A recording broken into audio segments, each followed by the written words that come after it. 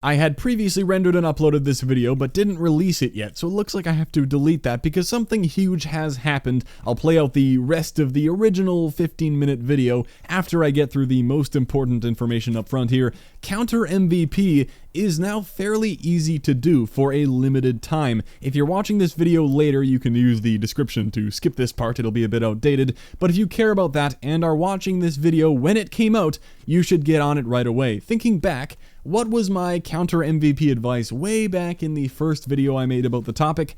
Either wait for them to change the challenge, or wait for a possible infected mode. Well, this week's weekend warfare mode is not exactly infected, it is called Slasher. Some people are comparing it to the fan-made mode of Michael Myers way back in the day, and I can definitely see the similarities. It is basically a hide-and-seek type thing where the survivors can't kill the slasher. Survivors do get one magazine of an M1911, but you can't do any damage with it. The bullets only slow down the slasher and allow for an escape, which I think it slows you down way too much, by the way. You get stuck there for an eternity. You should only get maybe 3 bullets considering how many people get them, how much of an effect it has, and how much of the game revolves around jumping puzzles. Like, there are a bunch of maps I refuse to play. Oh, District, yay, I get to spend the whole time figuring out how people got up to a certain place. The good news was in this game, I checked the scoreboard and it looked like I could actually only get a max of 9 kills, so no counter MVP for me, and you can end the game by dying, so that's good news. Anyway, the survivors just need to avoid getting killed and run down the clock. It can get annoying as the slasher if you're on a bad map and people are way too spread out, or with the increased jump height, most people know their way outside the map into crazy jump spots, which is obviously part of the fun for some people, but also very annoying to be getting counter MVP, like I just covered with District and Backlot 2. Screw that, I can find a lot of these people, but it is not fun for me to be stressed out about a stupid challenge while this dude jumps on a fence. Wow, really fun. I got him in the end because I knew he'd jump down, but there was one asshole still hiding. Fantastic, no counter MVP for me, 1 kill away. But a map like Showdown is great. Now for the important part, why exactly is counter MVP easier in this mode? Well, the lobby has more than 6 people in it, of course, and the only way the survivors gain score is by getting plus 100 bonuses for staying alive, meaning everyone who is alive is all tied for score. They are all tied for being the MVP all the time.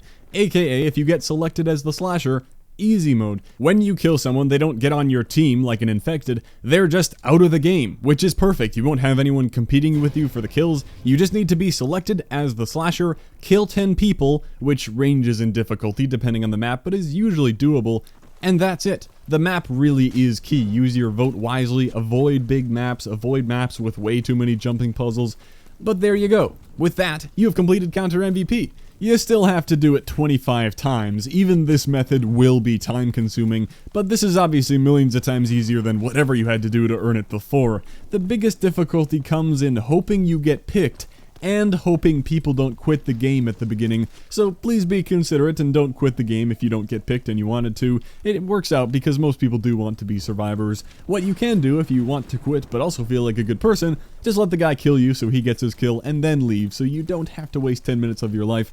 As the slasher, you need those 10 kills, and even if people join in session to fill the hole, they will have lower score than everyone else in the game who has been surviving the whole time, so kills on them won't count towards the challenge. You need to kill 10 of the 11 people originally in the game. Another issue that could be a problem but isn't nearly as common, if you kill people early on, they tend to just leave the game instead of waiting around the whole time, which makes sense and that's okay, that doesn't affect you. But if it gets below a 1v5, if it ever drops to a 1v4, then there are only 5 people in the game and the challenge won't be counting anymore, but the people who leave the game are the people who die right away. When people start living for a while, those people are less likely to quit because they want to hang on to their score and there's less waiting to do. Whoa, that's like a metaphor for life and suicide, man. Well, this mode is actually okay for XP gain. There are faster modes, obviously, but especially for how AFK it is, pick a hiding spot and collect XP for a while, that's one reason why they surely won't be keeping this mode in the game for good, so use it while it's here. I originally thought Infected would be useful the other way around, like reverse the roles, because you could be a survivor killing the infected person over and over again, but I kinda explain that later in the video, so I'll try to avoid repeating myself too much. A few other ideas about this mode: it will make several other challenges easier, like star play player, needing a 5-to-1 kill-death ratio, flawless, survivor, and obviously, well, slasher. Get a 3 melee kill streak. Rip the time I spent getting those regularly, but I'm sure that's what some people could say about counter MVP, so I have nothing to complain about. Now, if you missed this weekend, keep in mind, it is likely that they may bring this mode back, or a true infected mode in the future. This is no RPG-only shenanigans game mode. Most of these things are just settings that they have in private match, like the jump height and the health, but it looks like a little more work went into making this one. Because of the AFK XP thing I mentioned, I don't think they'll keep this around exactly, but judging by the number of people wanting this to be a permanent mode, it will probably come back. Aside from that, they may eventually fix the challenge to be more reasonable, so if you missed this weekend, it isn't the end of the world, but I do recommend giving it a go if you get the chance. You can see right there, in one of the first games I joined, somebody I was spectating earned the challenge, and then finally, it came down to the wire. I was getting nervous, but I finally earned my first notch on the challenge in this overgrown game. I've never been more happy to lose a match. I may devote some time to this method. To be honest, I don't have much time to play because of the double XP weekend last week. I have a few things to catch up on, and anytime I do have, I think I'd rather go for more XP instead of a few points on counter MVP. Don't let me convince you that this method is perfection. It is still annoying to try to get picked as the slasher. That 1 in 12 RNG is very frustrating, and you want to be on a good map where the time won't run out, and those damn 1911s are hell. Jumping while you're slow does help a little. Tiny tip there, but even with all those negatives, this method is way better than the alternative, obviously because I actually earned one in an hour, but maybe you're like me and still hoping for a better fix or opportunity in the future. If there wasn't more double XP, I might spend more time going for it, but I'd rather get closer to level 1000 than get closer to 25 on this challenge. There should be another opportunity someday. Well, oh god, 7 minutes, could have made this its own video. The title of this video will be Complete Counter MVP Easily with Slasher Mode to get the word out until the weekend ends, and then I'll change it back to the original title. Okay, back to the original video, which will probably be less eventful than this update. This video will not be exciting, you have been warned. It's mainly for people who want some sort of update on what you see in the title. I have some updates for two of our most troublesome challenges we've talked about, Slightly Faster and Counter MVP. I have more video to show for both of them, and I wanted to throw a couple new theories out there that have been brought to me. I can only hope there are more people like Mr. Anderson out there watching, because this video will be more procedures and findings without arriving at a clear solution. Slightly Faster will be up first. It might have to do with a certain metal, like a lot of challenges, and like might be the case for Silent But Deadly, the Dead Silence challenge. We'll touch on that one too. But because I'm now done with most of these challenges, I won't be able to test them personally anymore, and people still sometimes come by a video where I talked about Slightly Faster, being mainly in the red perk video, and then a tiny update in the extreme speed video where I got to 25 out of 50 on the challenge, and I had another example of something I knew counted towards the challenge. If you want to catch up on everything I've said so far on these challenges, I will link and clearly label all the videos with the correct times in the description. That's really the main point of this video. It must seem like I love making updates on things, but really quite the opposite. These challenges just stress me out knowing I have a couple videos on them floating around out there that are only kind of half complete. Now I want to summarize everything together into this one video. So again, back to Slightly Faster. People still come by those videos and ask if I have any update yet, and well, this is the best I can do. Talk about new theories and hope other people might have something to add to the conversation in the comments if they have experiences that either reinforce or contradict. This all came about a while ago when TheColonel over Twitter sent a link to a Reddit thread discussing the challenge. It was recent when he sent it, so this thread by user Crone came to the anecdotal conclusion that Slightly Faster is directly tied to the double kill medal, that your 2 kills need to have a reload in between them and need to count as a double kill medal, not just that they have to be within 3 seconds like the challenge says. And at first this idea did jump out to me as very believable. We'll get around to why maybe not, but as we know, a large portion of the challenges in this game are tied to medals, because I assume that just makes it easier to track things, or it goes both ways. If you're already tracking something for a challenge, why not make a medal pop up for that thing? Some examples given in the thread are how the Juggernaut challenge, the screen flashing red one, is actually tied to the near death kill medal, which is also what I discovered and proved way back in that red perk challenges video. Your screen doesn't have to be flashing red. There is a threshold before that with just a bit of blood on your screen when you are earning the challenge and the near-death kill medal at the same time. Another one from this thread is that the silent but deadly challenge for dead silence is apparently tied to the point blank medal, and this does somewhat mirror my experience. I got done with that challenge not too long ago, and the progress on it was very slow going, but because dead silence is a good perk, I never thought to do any testing on it or come up with a faster way because I was just using dead silence anyway, it didn't matter. But thinking back, especially towards the end when I was paying more attention, I was earning a ton of kills right up in people's faces, and judging by eyeing human distances, I was definitely within 6 feet of tons of people running around on vacant with an Uzi, but it seemed like those never counted. It was as if you needed to be earning the point blank medal,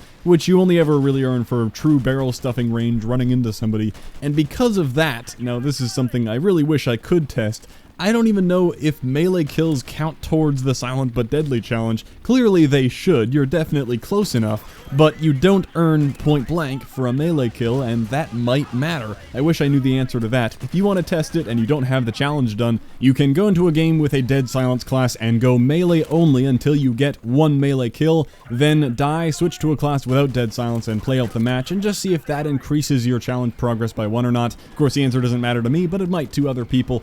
Anyway, we see this pattern of medals being tied to challenges everywhere, from the hot potato challenge being tied to the return to sender medal, all the multi-kill challenges have their own respective medals, the wall hacker challenge has the puncture medal, and in that S&D challenges video a while ago, there were various medals for defusing and planting, and when a bomb goes off that you planted, and so on and so on. It makes sense for a challenge to use a medal. As I said, if you already have a bit of the game watching for you to get a point blank medal, why rewrite a very similar thing to track when you earn the silent but deadly challenge when you could just combine them into one? It does seem efficient, but you can lose some of the original meaning of the challenge, like bringing this all back to slightly faster. If it does use the double kill medal with a reload in the middle, well, what would be the problem with that compared to 3 seconds like the description has? Isn't the window for a double kill around 3 seconds? Well, first of all, it could be shorter, but more importantly, it would not give you any credit for triple kills or higher. Like this was one moment in my original video where I said, right here I got 4 rapid kills reloading each time very quickly.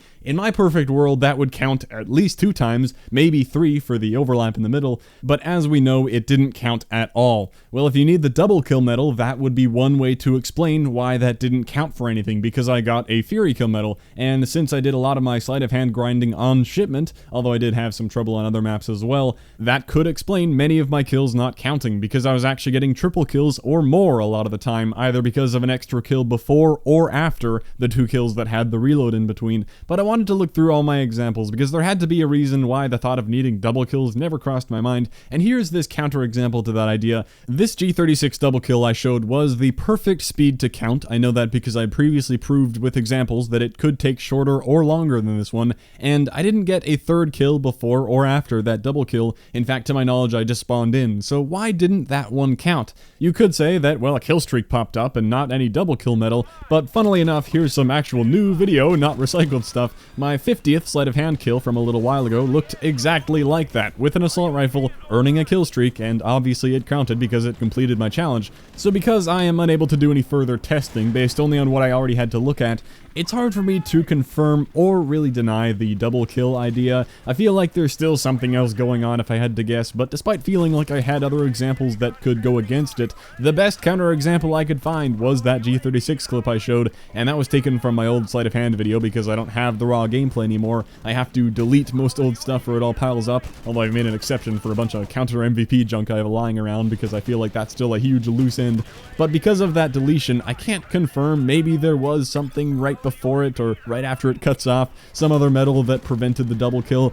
I don't know. Basically, this was the most reasonable idea I've heard about the challenge so far, and some people seem to agree it might be correct over on the Reddit, so I figured I would compile everything I know about the challenge along with that new idea and pass it on to you, the viewer. Maybe that technique will work better. You might want to give it a shot. Try getting a kill, a quick reload, and another kill without doing anything before or after that. Make it a quick double kill, but nothing more. Either way, that challenge is definitely completable, just kinda strange and takes some time. Well, back to Martyr Dominated, the true bane of the perks category. Hopefully that works out, and maybe if you were struggling with Silent but Deadly, because it came to my attention some people are, even believing it might be broken, try getting those point-blank kills, they might be the key, and if I see somebody does that melee kill test, I'll pin the comment for people to see. Now on to Counter MVP, which I really don't want to spend much time on, because this thing just hurts my head, and at this point, I'm fine with not knowing how it works. It'd be great if they could fix or change it somehow, like just make it require 10 Kingslayer medals in one game. I know that would kinda suck for the people who have already somehow earned this thing, like how I wasted my time going for the extreme speed challenge without dying in the back of the map. But it's not a big deal. I'm glad that got fixed, and I hope this gets fixed too. At least 10 Kingslayer medals is logical and very attainable. While still being challenging, you still need to drop 60 or 70 kills for a good chance of getting 10 Kingslayers. But alright, here's why this came up again. I got a message from HutchinsRS on Twitter saying that he heard from his 20th Prestige friend that the MVP the challenge is talking about might need to be an enemy with the most kills and least deaths. Not even necessarily the person with the top score at the top of the board. This jumped out to me as plausible because it was the first new idea I'd heard in a while that I couldn't immediately disprove with something I had already put in a video, so thank you for that idea, good sir. Another reason I could kinda get on board with that idea as plausible is because the most kills, least deaths thing has been a COD challenge for many years. Here it is in MWR, the Superstar Prestige Challenge, win with the most kills and least deaths on your team, which is pretty tough. Some people have asked me about this one, because if somebody's on the bottom of the board going 3-3, and somebody at the top is going 27-20, I think you need to be going 27-3, or maybe 28-2, I'm not entirely sure. This is a tough one to research, and I never thought it would be worthwhile trying to, because knowing that information wouldn't really help you earn it faster. You couldn't do anything differently, you just need to play as best you can to give yourself the best chance at earning it, and like me, you can see I'm not that great, so it's taken a very long time. Look at how many times I've prestiged since then, but it looks like it will happen eventually without needing to make any special effort. Unlike, well, yeah, that. So the fact that that is already something in the game that can easily be tracked made me willing to believe that's what could be going on with Counter MVP, because that would explain why it's so wildly inconsistent. There is rarely somebody in the game who has the most kills and least deaths. That's something weird you can't control, and that could be why it wasn't counting all along. It seemed to make sense for all those reasons, until it just so happens that less than a week later, Brodie, over Twitter as well, got in touch with an example of him earning the challenge. And look at that, it popped up right there in his kill confirmed game, and he checks the scoreboard after a couple more helicopter kills. Feast your eyes on that. I love how this one example game brings together a lot of the things we've already proved, and it further confirmed some of the things we've theorized. So I want to go through and list everything I can think of. Hopefully I don't miss anything important. Remember that this could change in an update someday, and I really hope it does. Updated information should be in a pinned comment down below if you're watching this far in the future. From this game, I could tell the MVP he kept killing was that Thugger guy, and he clearly did not have the least deaths on his team. He had the most kills and most deaths. The Done guy had a better kill-death ratio, so that kind of destroys the theory of most kills, least deaths being what makes everything so inconsistent. Adding to that, here's a quick summary of what we've learned about this horrible challenge so far. This game is also clear confirmation it does not need to be done in one life. At no point in this game before earning the challenge was our hero on a 10 kill streak, and the challenge was earned right after respawning. You also saw that the challenge was earned with a helicopter kill when it killed the Thugger guy one last time, so kill streak kills do count, which is something I pretty much knew from the very first example I analyzed way back when. It doesn't matter that it doesn't earn you the Kingslayer medal as long as you're killing the top score guy, but there's confirmation. Also, to add to our list here, going back to that first video we analyzed, that's when it became clear that kills on people tied for top score was counting. Like when 3 people had 100 score, kills on all 3 of those people was apparently counting, regardless of their position on the board, and again, the lack of Kingslayer medal did not matter.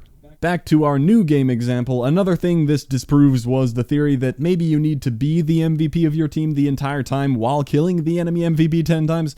Nope, that is not the case, as you can tell. Then I've heard the theory that is the opposite of that, where maybe the enemy MVP needs to be the MVP of the whole lobby, so you need to be killing him without becoming the MVP yourself, or anyone on your team being higher than the guy you're killing, but that can be disproved again with the very first game I ever analyzed, where this person earned it by going on a 12 kill streak right off the start. He was definitely the MVP of that lobby, killing people beneath him. I actually saw that theory more recently from somebody who was actually completed the challenge, one of those mythical beings who must drop super high kill games all the time and has just gotten lucky over time. He actually pointed to Shipment, where it's easy to get crazy amounts of kills against bad teams, often 100 plus kills, which is funny because going all the way back, that was the first thing I thought of when I saw this challenge. I just thought, oh, that probably means 10 Kingslayer medals. That should be easiest on Shipment. You just need to get high kill games and you'll get lucky. Then I dug myself into an awful hole of confusion, but maybe going back to that is the best advice I could give after all. Now, on top of all those things, what really made my brain hurt was when I thought I did everything right in the Countdown Headquarters game I showed way back in the previous CMVP video, where I was the MVP of the lobby the entire time. A guy on the enemy team, Soul Hero, was the enemy MVP the entire time. I counted out more than 10 kills on him in that game and got nothing. And we did prove that the challenge can be earned in Headquarters, in case that matters. I chose Headquarters as it was a long game with no halftime like Dom, because I can't be entirely sure if the halftime splits it into 2 games for some challenges, because there was a different game where I got more than 10 kills on the MVP, but it was split between domination and halftime. I don't know. So you can see the problem here. You can see why I don't know what the hell is going on. I'm sure there were other minor observations in some of the videos along the way that I didn't mention here, but I think those were the major points. If you have a new theory after all of that, please do enlighten me. I mean, I don't really want to make another counter MVP video ever again, unless they change the challenge. Then I'll happily make a celebratory video about that. But now, hopefully it is more clear where we stand with this challenge. It is still horrible, I still don't get it, but I know there are people out there with a ton of progress, like 17 out of 25, or even being done the challenge like that one guy we mentioned, and I've seen a picture of somebody else who had it completed. But even they apparently don't know how they did it. They must just frequently get high kill games, M16 pub stomping maybe. I'm still working on the camo, so I haven't done much of that. Maybe I'll have more luck with more tryharding, but there you go. There we have it. I guess back to the original advice way back when, keep going big on Shipment and hope, or wait for them to maybe add infected mode. That could help a ton. I know people completed counter MVP in past COD games using infected mode because there are way more than 6 people in the lobby, but as a survivor killing infected people, early on in the game there are only 1 or 2 infected, which is perfect. That's the dream scenario, your team being stacked and only 1 or 2 on the enemy team. One of those infected people is going to be the MVP, or there may even be a big tie for a score. You'll kill the MVP a ton, very effective, or if no infected mode, maybe they could just change the challenge to something like I said, requiring 10 Kingslayer medals. That would still be a bit of a challenge, but much more understandable and doable. They fixed the extreme speed challenge, so there is hope. Okay, well, not exactly the most incredible video full of testing today. I figured I would just send out my most up-to-date knowledge on these challenges for the people who continue to ask about them. It makes me feel better to know that this is all in one place at the very least, but I have a feeling something will come along that makes this all obsolete. Hopefully, that will be a good thing, though. Thank you for watching. I will catch you next time.